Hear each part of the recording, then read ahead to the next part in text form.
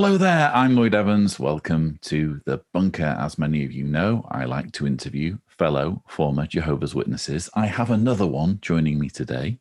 His name is Jordan Robertson. Welcome, Jordan. Hello, Lloyd. How are you doing? Not too bad at all. You seem to have flown out of the blocks. Having woken up not so long ago, you are already running a YouTube channel. I am indeed, yes. Only started out recently, I think back in April. It's been in the pipeline for quite a while, but for various reasons, it took me a bit longer to set it up. But sort of joined late April and met up with Riley, got up with Harrison, and obviously got in touch with yourself. So it's good to be in the community. Wonderful to see people waking up and, throwing their hat in the ring, getting involved, because we all have a slightly different take on this because we all have different perspectives. And it's good to hear those perspectives because some people who are YouTube consumers will relate more to some voices than to others. So the biggest variety of voices as possible is preferable. So how would you describe the manner in which you got involved with the Jehovah's Witness religion? So like yourself, I'm a born-in. So I was baptized at 12 years old. So quite a common theme, I think, amongst born-ins. So it's all I'd known. I'd never experienced life outside of the religion. Got a brother as well, so we were both born and raised in it. We both got baptized at the same age, quite ironically. Growing up, I never really questioned anything. Obviously, you put a lot of trust in your parents, so they tell you it's all factually correct. Got bullied a bit at school. Obviously, I went to public school, so I got bullied a bit because you do stick out like a sore thumb. And it was especially difficult around Christmas and birthdays and things like that, and school assemblies. But growing up in the truth, I would say I was never right in the center of it, but I never had any run-ins with elders and stuff. I think I was like a normal young lad who likes his football. I wish I could go and play football on a Sunday afternoon Sunday morning rather than go to the meetings, and then go on the ministry on a Saturday as well. But I'm born and raised, baptized at 12, and quite ironically, I think I was the only one at my assembly who was baptized. So that was embarrassing. Yes, that was quite embarrassing. I can remember the speaker phoning my dad up in the week leading up to the assembly, making sure I hadn't come down with flu or anything like that, because then there would have been no baptisms at the assembly, which would have been quite interesting. But I remember he got up on the platform and basically just said, as they normally do, those who are going to get baptized, can you all stand? And I was this little 12-year-old stood up at the front, and I got the, oh, so it was quite embarrassing, to be honest. But so he spent the whole talk just talking to me, really. But so it was quite an interesting experience doing that as a 12-year-old. A lot of pressure put on your shoulders. I wouldn't say my parents forced me to get baptized, but as a born-in like yourself, you'll know it's kind of expected of you. And I think the longer you leave it, obviously, people start questioning you in the congregation about how spiritual you are, So pioneered a few times.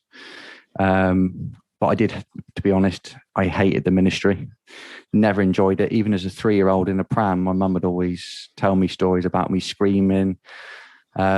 She even told me a story. I was sat at the back of the hall with them when I was about 3 or 4 in a pram, and we were halfway through the watchtower, and I screamed at the top of my voice, everybody open song 55, we'll sing that, and then I will say the prayer, and then we can all go home, as a 3-year-old. And obviously Dad took me out the back and obviously smacked me and stuff for doing that. And even got stories of my brother when my parents used to live in London, when he was a similar age. He used to go out in the garden and scream to all the neighbours that you're all going to die at Armageddon, And which is an honest interpretation of the Jehovah's Witness religion. Yeah. And if you really care about your neighbours and you take your belief seriously, that will be the urgency with which you convey that information. Absolutely. Yeah, he did it many times. And early on at school, both of us were weren't afraid to be witnesses. I don't think it would be the first thing that would come out of our mouth. But obviously, around Christmas time, obviously it came up because sometimes the bullying got so bad. My parents took both of us out of school, so we got an extended Christmas break. And obviously, going back to school, kids don't forget things, and kids don't like what's different, do they? Sometimes.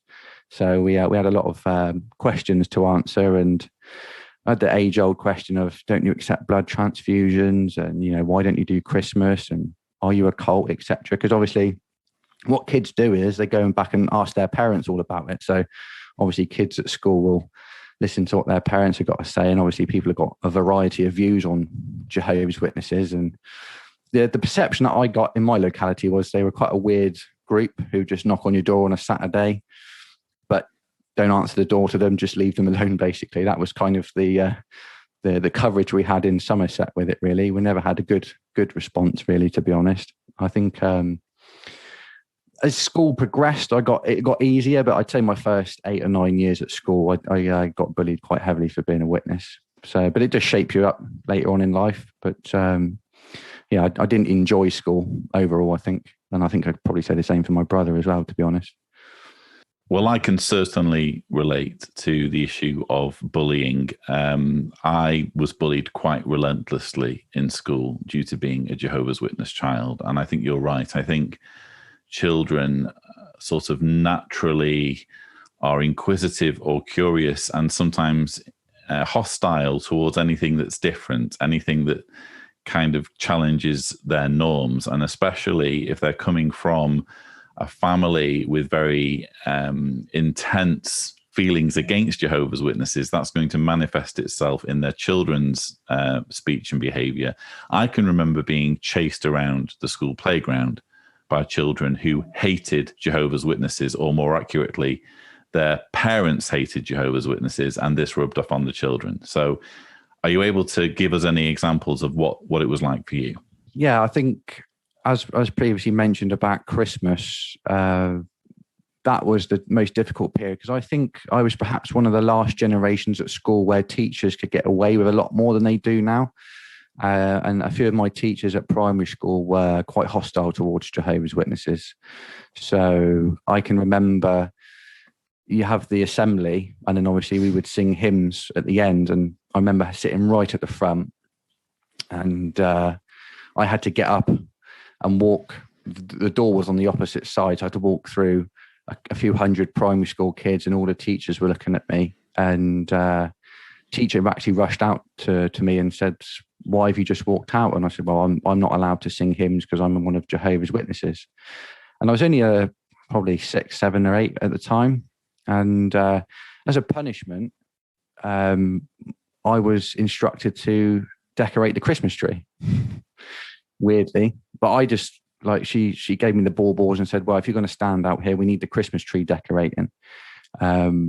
So can you decorate that for us?" But as a young kid, I didn't know I couldn't do that. I didn't realize what I was doing. So you decorated a Christmas tree? Yeah, I decorated a Christmas tree. That's even worse. Yeah, but I can't imagine what Jehovah would have thought of me at the time. And obviously I went home, and Mum said, "So how did you get on at school today?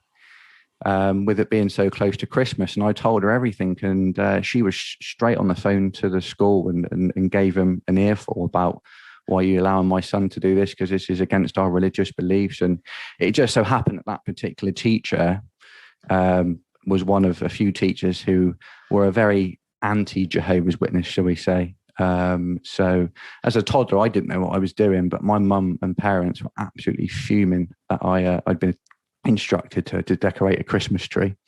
So that was quite a peculiar experience. But then obviously I did experience the physical bullying as well. The standard, you're grabbed by the collar, and you're a weirdo. You people just don't fit in with society, and you don't allow people to have blood transfusions, and got punched and kicked and spat at as you do at school. So I had a variety of experiences, but as I got into my later years at school, then it got a little bit easier. But never really had many friends at school, because no one wants to be friends with someone who sticks out that differently.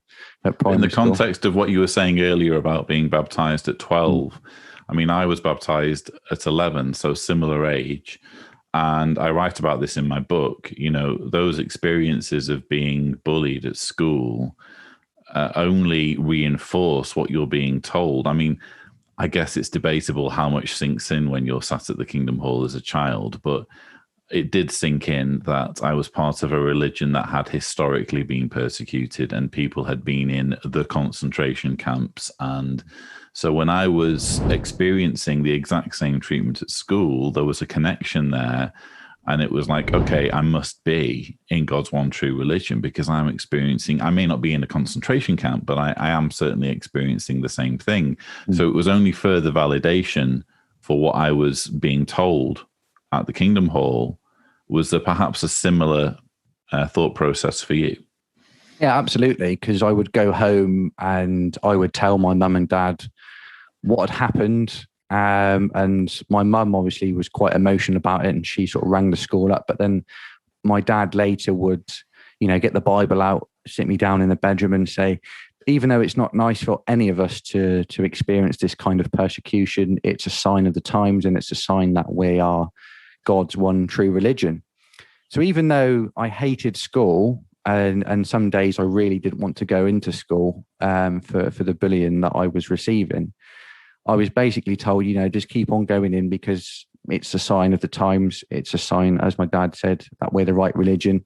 He used the scripture where Jesus mentions, pick up your torch of stake and follow me. So as a child, that was in the forefront of my mind. So I was kind of battling being afraid and being afraid to be around these kids for what's going to happen to me today. And then at the same time, it's like, well, Jesus, was put through an excruciating death. He was tortured. He was spat at, punched, kicked at. So I basically thought, well, I'm getting it quite lightly compared to Jesus. So I just kind of got on with it, really. Indeed. In fact, I'm thinking about verses where witnesses are told based on, here we are, Matthew chapter 5, verse 11.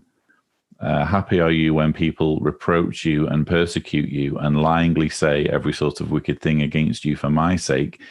Rejoice and be overjoyed, since your reward is great in the heavens. So you're supposed to be happy about the fact that you're experiencing this. And don't we see that sort of happiness, or this relishing of persecution, in the material that gets shown to Jehovah's Witnesses today?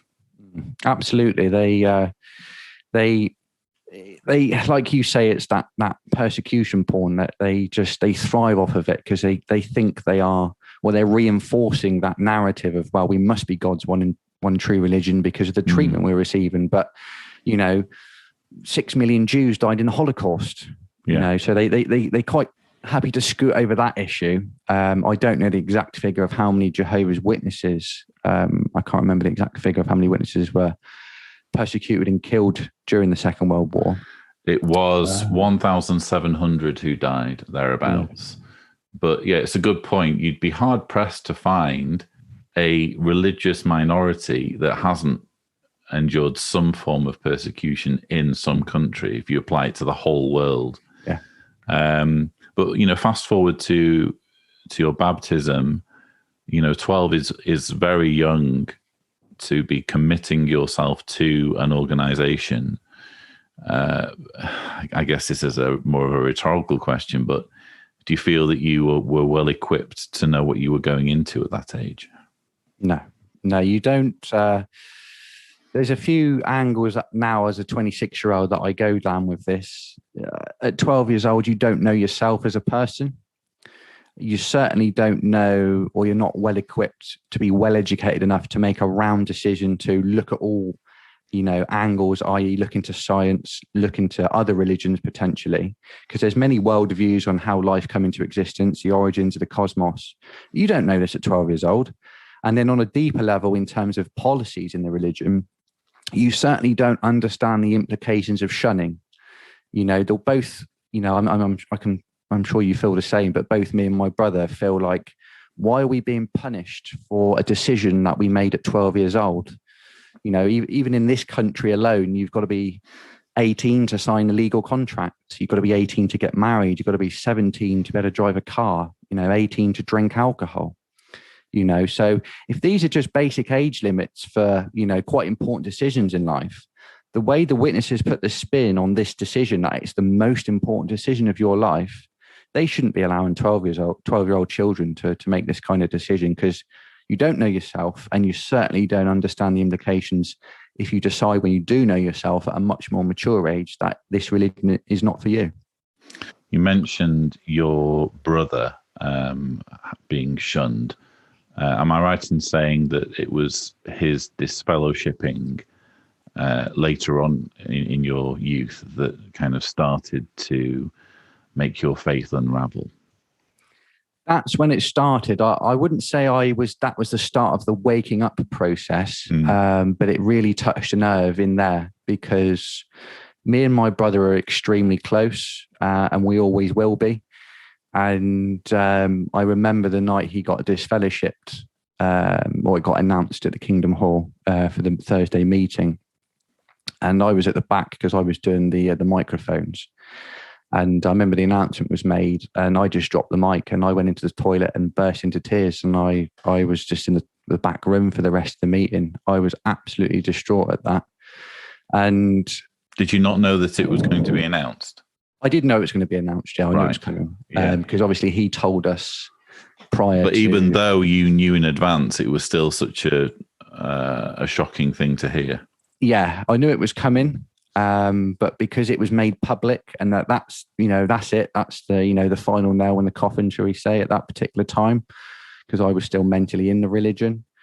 It cut me up deeply, and that's when I learned, because growing up in the truth, other people had been disfellowshipped, and I never thought anything of it, because even though they were in the same congregation as me, and I would have a bit to do with them, it didn't have that same impact because they're not in my family. And I kind of said to people whilst I was, in the truth at that particular moment, that you don't understand what the disfellowshipping and shunning arrangement's like until it happens to your family.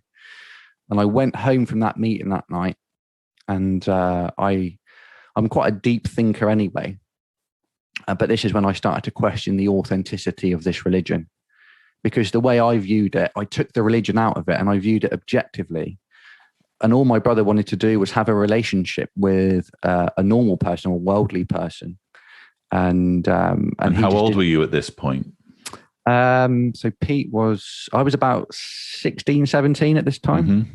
So he's about 3 or 4 years older than me. So yeah, he got disfellowshipped. And 16, 17 I was when he got disfellowshipped. And that was the real start for me in terms of something's not quite right with this organization. But I couldn't put my finger on it, and I didn't dare look at YouTube videos or vlogs and blogs online, because obviously I was still living at home, and I still had that impression of apostates are just out to show opposition to the organization because they've got a grudge to bear. But I texted my brother the next day, and I just said that I love you and I'm not going to shun you. I didn't need to do that because I think he knew that was the case. But I made it quite clear that I was going to refuse to shun him. And then obviously Dad then gave him 6 weeks to leave. He said, now you're disfellowshipped, I'll give you 6 weeks to move out. So Pete, my brother, moved to the other side of the UK, 2 or 3 hours away. And not long after that, I passed my driving test. And I had to then lie to my parents about where I was going for a weekend, because as soon as I got my car, I knew exactly where I was going. I was going to see my brother. Okay. So what lie did you come up with? What was your cover story? So, there was another friend of mine in the congregation who he's no longer a witness either. But he's actually got, his sister lives close to where my brother actually moved to. So we both said to our parents, we're just going to visit so-and-so's sister for the weekend. So I used to pack a suit. I'd take my briefcase with me, make it look genuine. Like, I'm not the best of liars, but I was like, take my meat and stuff with me, make sure, I got my watchtower and everything. And I said, we'd go on like a Friday evening. I said, we'll be back Sunday evening. So we'll go to the meeting, we'll do ministry down there, etc. And then we would text this brother's sister in advance to let her know what we were doing. So then when the parents would ring up, she could cover for us. Oh, so she was. Oh, wow. So you had an accomplice. Yes, we had an accomplice on this one. So we would just go, we're going to see Jordan's brother for the weekend, because she was like him. They were in, but on their way out, so they didn't care. Yeah. And we let her know what we were doing. So in case either parents rang up or text, she could cover for us. So the lengths I had to go to just to see my brother were quite extreme, but it was, it's the least that I could do, because, I love my brother dearly and always will, and I could never do anything like that to him. And then as he progressed in terms of his waking up process, that's when he put me in touch with like your channel. And this was a bit later on, obviously, a few years down the line. And then I've sort of watched all the ARC videos, and that's where the waking up really started with me. Wow. Okay. So around about what year would it have been when he started sharing these videos? I'm just trying to place what I was doing around that time. So it's late 2014, 2015. Okay. So that's tight pants territory. That's when the tight pants talk goes out, and there's a few things to talk about with the ARC as well. Okay. Yeah. Absolutely. Yeah. So the first video that I watched of yours, Lloyd, aside from your opening video about your apostasy trial and the email or letter you got from your dad, the first video that I watched where I had to then change my mindset was your win-win scenario video. Oh, really?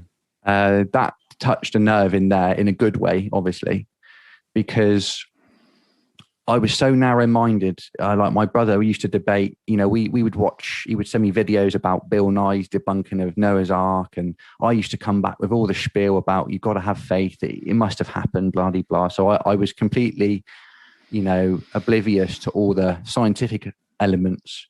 But actually watching your video about the win-win scenario, because growing up as a child and a teenager, occasionally I would have these thoughts in my head where when you listen to an elder or a governing body member or someone at a district convention give an item and they're talking about apostates and just steer clear of them, the way I looked at that eventually was, well, if you've got the truth, what have you got to hide? Why are you so protective of your members looking elsewhere? Because like you said in your win-win scenario video, if you're maybe you could tell viewers, because not everyone will know what that is. So rather than me repeat it, maybe you could tell viewers what the win-win scenario is.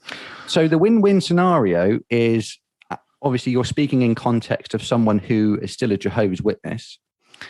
You basically said, why are you not willing to sort of put your beliefs under the microscope and do research and validate, your beliefs and your policies? Because it'd be one of two outcomes.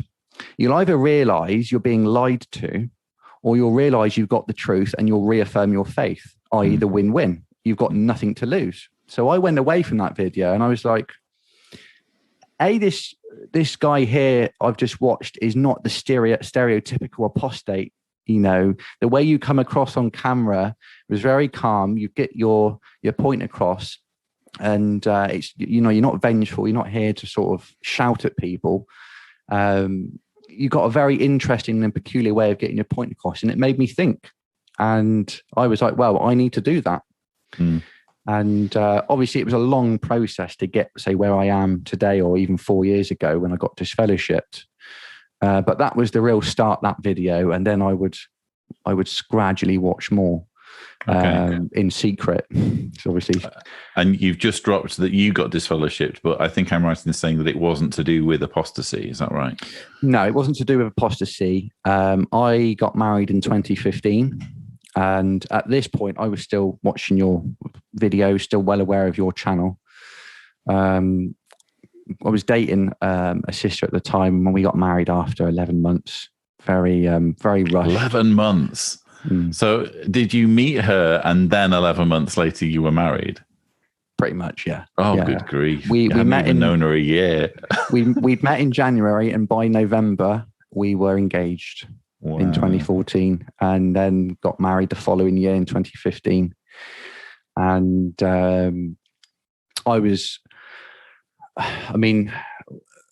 after our honeymoon, about sort of 10 weeks after our honeymoon, we separated because, like a lot of Jehovah's Witnesses,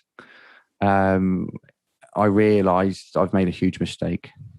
And we had quite a few intense disagreements and arguments. And I mean, I hold my hands up. I didn't handle things great either, but she wasn't the person who I thought she was. And we just weren't right for each other. So 10 weeks after we got married, I basically packed a bag and went home to live with my parents. And I was inactive at this point. And so this is 2015 going into 2016. So I was inactive at this point. And in those few months, I had a lot of pent up anger for various reasons, because adding a little bit of context, like my ex-wife didn't like the relationship I had with my brother because he wasn't in the truth. So she tried to put a stop to that. And that didn't end too well, because nothing's ever going to separate me and my brother, amongst other issues. So I took up the sport of boxing to sort of channel my anger in a positive way. And at this point, my parents didn't put too much pressure on me when I was living at home whilst I was separated. But I said, I'm not going to any meetings, and I just need to, get my head sorted. So my dad, even as an elder, he said, look, we don't want to see you homeless. Come and live with us. He said, I'll give you 6 months to sort your affairs out. And in that time, that's when I started to watch more of your videos and the ARC videos. But then it got to memorial season, and I got pressured and emotionally blackmailed by my parents and ex-wife to go to memorial. So I decided to show up, and I was welcomed with open arms. It's like, I hadn't been to the meeting for 3 or 4 months, and they were all like, hello, Jordan, it's so good to see you. Like, literally got love bombed as soon as I walked in the hall.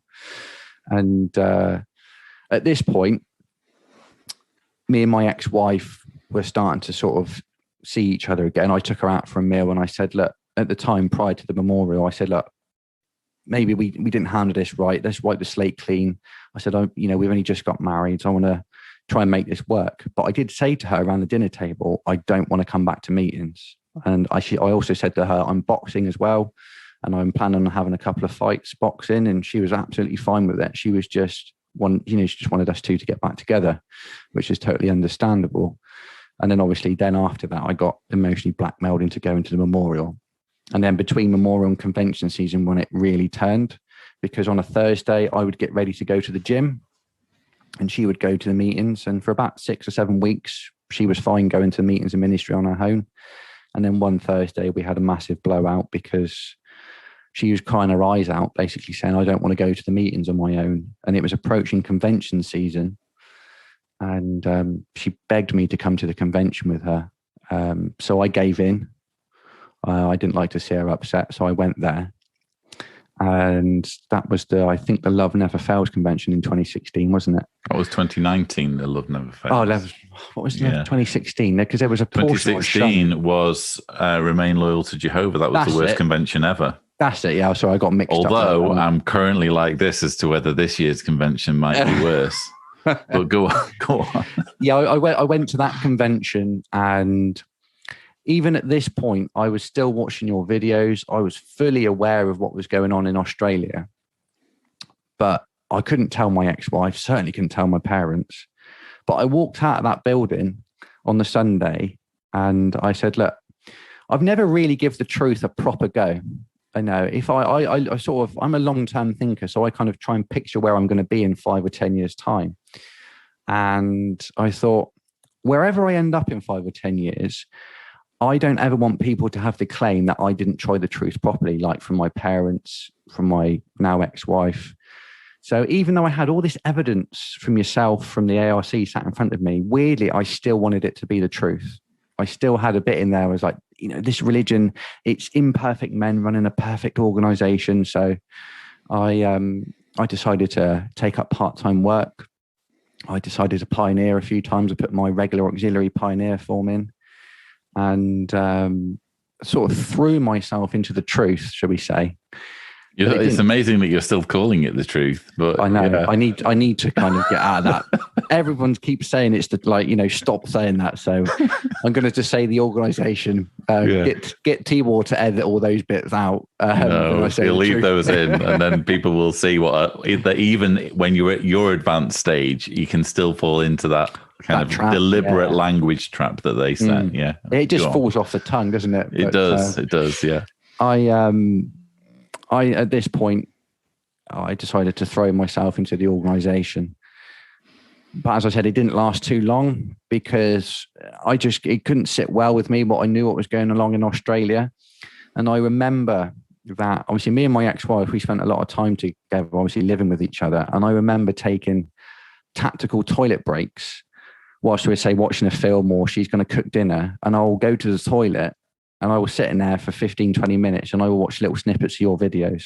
Those were the lengths that I went to keep it kind of covert so she didn't find out.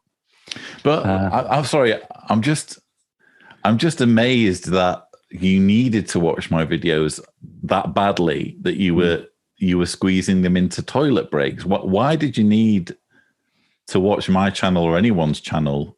That because that's quite premeditated, isn't it? What was it? Why did you need to do that? Just to keep your sanity or something? I don't know about necessarily keeping my sanity, but I just I wanted to keep up to date with what was going on. And because this was such a huge issue, and this was 23 years of my life.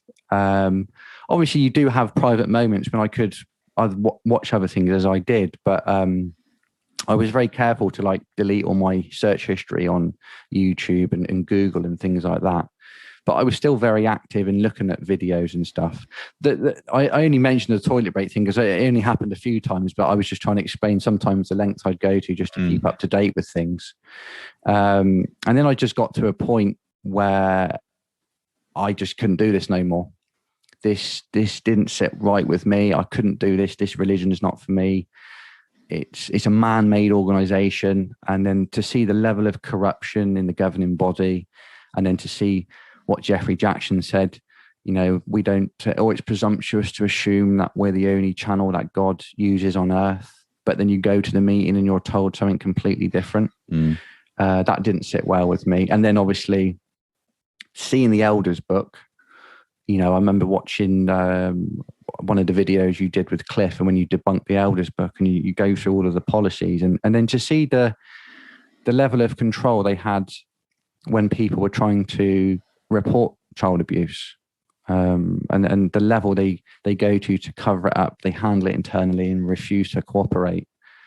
I look at that and think, my mum would tell me growing up as a child that Jehovah blessed her countless times when she pioneered to get that return visit, get those extra hours in, or get that bit of money where she was struggling as a single sister prior to being married to my dad.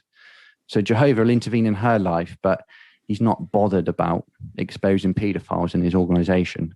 And that's when I just realized this is a cult, but you're just like every other religion out there. You're nothing special at all. So I then just, at this point, I was also unhappy in my marriage. So I sort of took the opportunity to leave my marriage and leave the truth. And I tried to go covertly, and it kind of worked for a couple of months. But I would have 3 to 5 missed calls a day from various elders trying to get hold of me, and then it eventually led me to blocking their numbers. And then somehow I came home from work one day and I've got 2 elders on my driveway, and they were there just to see how I was doing spiritually, because we've noticed you've not been at meetings for a few months. The first thing they actually said to me was, Jordan, you're a difficult man to track down. Not hi, how are you? Just, you're very difficult to track down, Jordan. That's like the sort of thing that gangster goons would say. Jordan, you're a difficult man to track down. I don't want to be tracked down, Just leave me alone. But all he needed was a cat on his arm, and he looked like a Bond villain, Yeah. Mr. Robertson. Yeah. You're a difficult man to track down, Mr. Robertson. We're moving from gangster movies into the Matrix now, but yeah, they're all villains. Yeah. Yes. So that was the welcome that I got after trying to covertly fade for a few months, and they just paid me a visit to see how I was doing. And I wasn't open to having a conversation with them or a debate with them. But I did ask them where they got my address from. And the one elder said to me that Jehovah works in mysterious ways. And I was a bit like gobsmacked at that. And then I just replied by saying, well, if you're not going to answer my questions, I certainly ain't going to be answering yours. So I'd like it if you just got off my driveway, please. And then they Or left. you could just answer all of their questions by saying Jehovah works in mysterious ways. Apparently that's a valid answer to a perfectly That's a good way of looking at it, to be fair. Yeah. That could have just been a default answer. Why have you been missing meetings, Jordan? Jehovah works in mysterious ways. Yeah. I'll take my Fifth Amendment rights. Jehovah works in mysterious ways. Yeah. No comment. So yeah, after that they left. But obviously divorce proceedings had started to begin. But not long after that, I'd met a worldly girl who used to be my hairstylist, who then turned out to be my girlfriend. But prior to that, some pictures had got leaked on Facebook of us two together. So the elders were straight back on my case, saying, we've seen pictures of you on Facebook with another woman, with your hands around another woman. And at this point, I could have just refused to answer their questions, because Dad did say to me, he was an elder himself and he still is one now, you either threaten to take legal action or you just don't answer their questions. And he was saying that to you as an elder? No, not at the time. Oh, but right. I just said, as a kid growing up, obviously because of what happened to my brother and how ostracized he was and how determined they were to disfellowship him, I asked Dad, I said, how do you get rid of elders? I said, because there's got to be something that you can do to stop them harassing you. And he just said, shouldn't really tell you this, but you just mention legal action and they will have to drop the investigation immediately. And I don't think it's quite that simple anymore, by the way, but it's interesting that your father should say that to you. Yeah, that may have been the case at the time, but that's what he did advise me at the time, years before this all happened. But I had a lot of emotions going through here, and the kind of person I wanted to become, that I've got nothing to hide, so I just admitted what had been going on. So obviously they pulled me in through judicial about it. But again, they just turned up uninvited, didn't let me know they were coming. I came home from work a few weeks later after these pictures had been leaked. And again, same two elders on my driveway. And after they'd left, a neighbour actually came out and asked if I was okay. And she said, is everything all right? She looks like a couple of policemen or barristers are harassing you. I said, oh, no. I said, no, they're Jehovah's Witnesses. And she was like, oh, if I'd have known that, I would have called the police for you. Oh, wow. Yeah. Yeah. So she was quite concerned for my welfare, but because they I was trying to get near my door, but they were, very insistent on pinning me down for this. So wow. I owned up to what had been going on, even though I was separated at this point, and obviously pulled him through judicial and disfellowshipped subsequently for that. And obviously that involves Mum and Dad having to shun me as well as Pete. So you've been shunned ever since by your parents? Yes. Early on, we would have occasional contact because Dad was quite worried about how I was doing. But after a few months, nothing. And the only real contact we ever had was when my gran died in 2018. And obviously, I was at work at the time. And I sort of dropped work, and she had a stroke or a bleed on the brain. And we spent 4 days in hospital with her. She was just watching her die, essentially, because she wasn't going to wake up. I think she was about 89 or 90 at the time. And then obviously we had a bit of contact there, as you do, because it's necessary family business. But I put all of my anger and my resentment to one side for being shunned, because family does matter. But then at this point, I was still, I didn't know what my belief system was. I certainly wasn't going back to being a JW. But I didn't know whether I was an atheist, an agnostic, or whether I believe in God. I was still on that journey. But I remember going to the funeral with my gran, or for my gran, sorry. And Pete walked in, and obviously he's inactive. He got disfellowshipped, and then he got reinstated to have the contact back with the family, and then faded, and he's kept that status ever since. So he walked into the hall. Everybody approached him, said, "Oh, Pete, nice to see you. It's been a few years." I walk into the hall, nothing, absolute nothing. Got handed the little program with a few pictures of my gran and a few words in her memory by a brother. And then I walked right to the front. Obviously, that's where the family sat. And I walked past loads of people and got the stereotypical look through your soul looks. And just, even when we went to the wake after, no one approached me to see, not even just to say sorry for your loss. You don't even need to ask me how I'm doing. Just say sorry for your loss. And I walked away from that with a tremendous amount of, mixed emotions, really. And I was like, this religion is, or this cult is certainly not the truth. I already knew that anyway, but that kind of reaffirmed it. When you're at a vulnerable moment, if you lost a family member and you're still willing to shun me at all costs, this isn't like, love. If Jesus was real, he wouldn't treat people like this. If this God is all loving, and you have the greatest example of unconditional love, then that's certainly not it, really. So at that point, hands were washed completely. I was never going to return.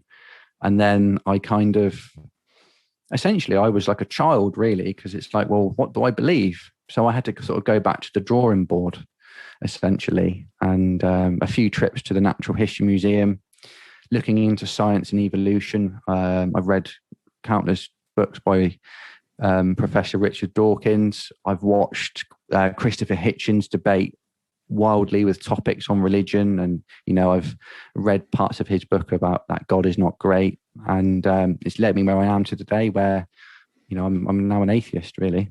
So I have no faith in any God that society puts upon us today. I don't ever rule out, and can't scientifically rule out there being an intelligent designer, but I do know for the gods that are on offer that they certainly aren't real. But you say that experience at your grandmother's funeral was kind of a turning point.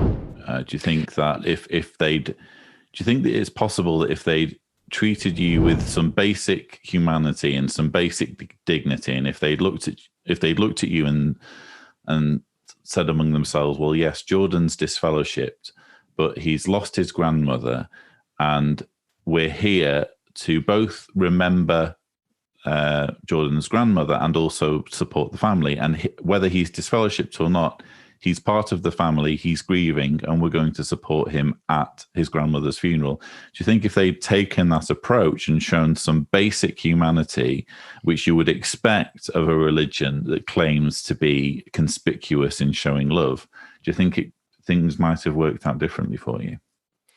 I would probably say no. Probably not, just because I would say I would give them a bit of credit to say, well, at least you've got some, like you said, basic humanity. But I don't think that would have been enough for me to come back, because at this point, I know as soon as this situation is all over, they'll go back to shunning me again. Yeah, and whether they show love to you or not, it's either true or it's not true. Ultimately. Yeah, I don't like to be lied to, like anybody really. And obviously, I'd woken up to the fact the governing body are, outright liars with false predictions about Armageddon, and changing the stance with introducing the shunning policy, and how they've just kind of let the blood issue evolve over the years, where they've changed certain policies, but previously you couldn't have those those procedures. And obviously I lost my cousin to leukemia because my uncle and aunt refused to give a transfusion. Wow, really? So that was, there's been a lot of facets, or I don't know if that's the right word, but there's been a lot that this religion has done to destroy my family arrangement. Like we've lost a family member to the blood transfusion. It's completely severed the ties now between my parents and me and my brother. And my brother has a child on the way in a couple of months, and mum and dad don't want anything to do with us or the child.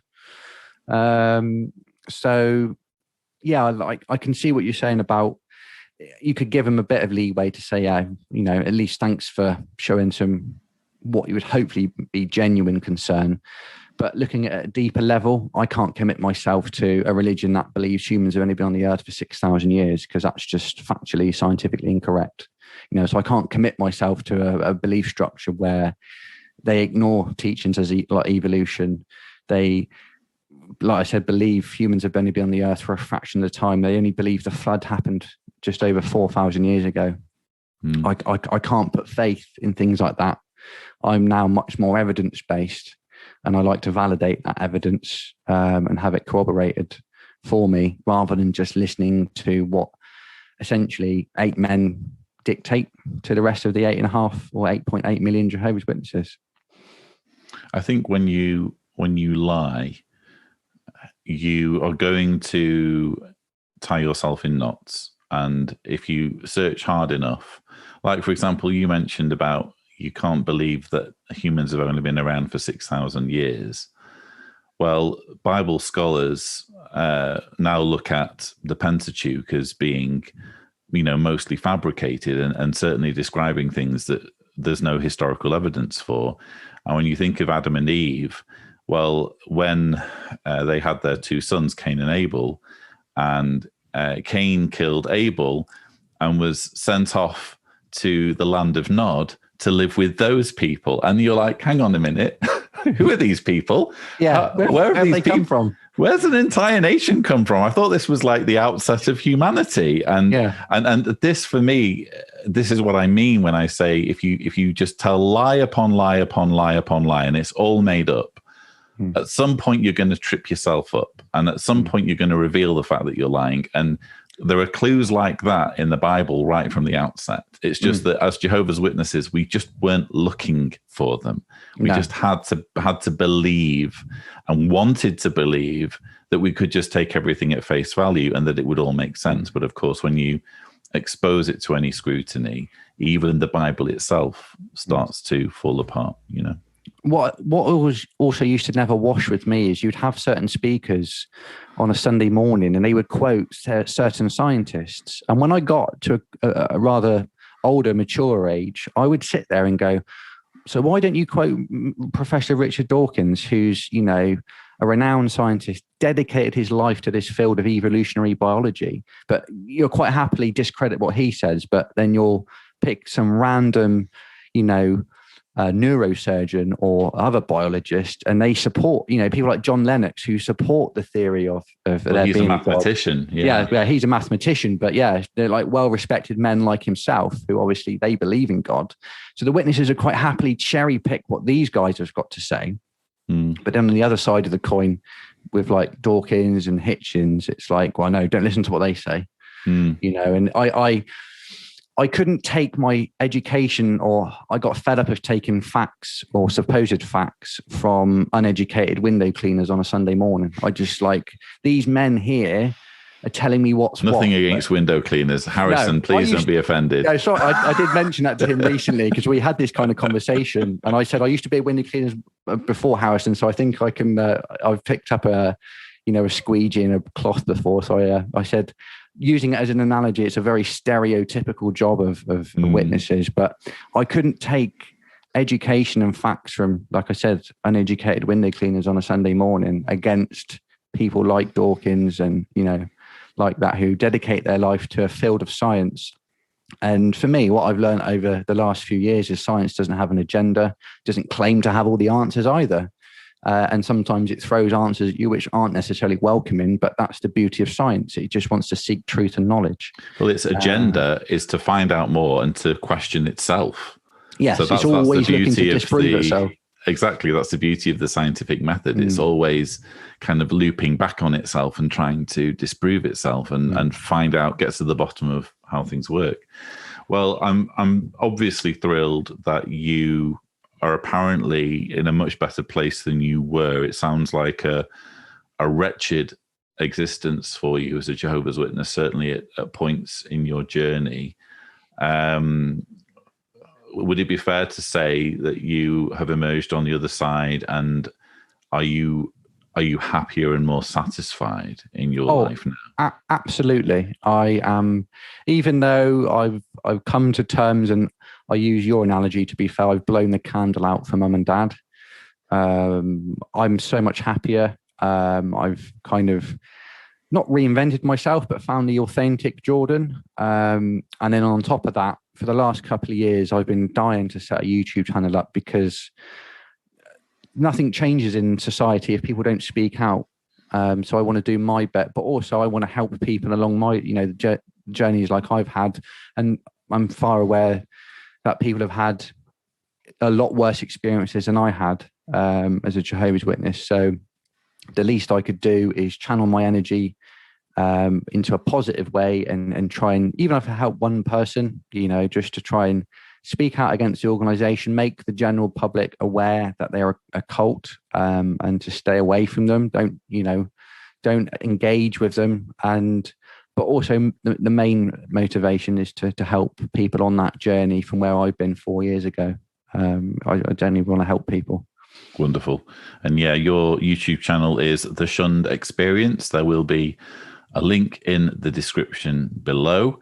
And it's been a real pleasure chatting with you. It's nice, as a fellow YouTuber, I guess it's very rewarding and satisfying to, see my efforts play at least some small part in your journey. And who knows, maybe years from now, you'll be in this situation where you're interviewing a younger activist who's benefited from your content. So it's a case of paying it forward, isn't it?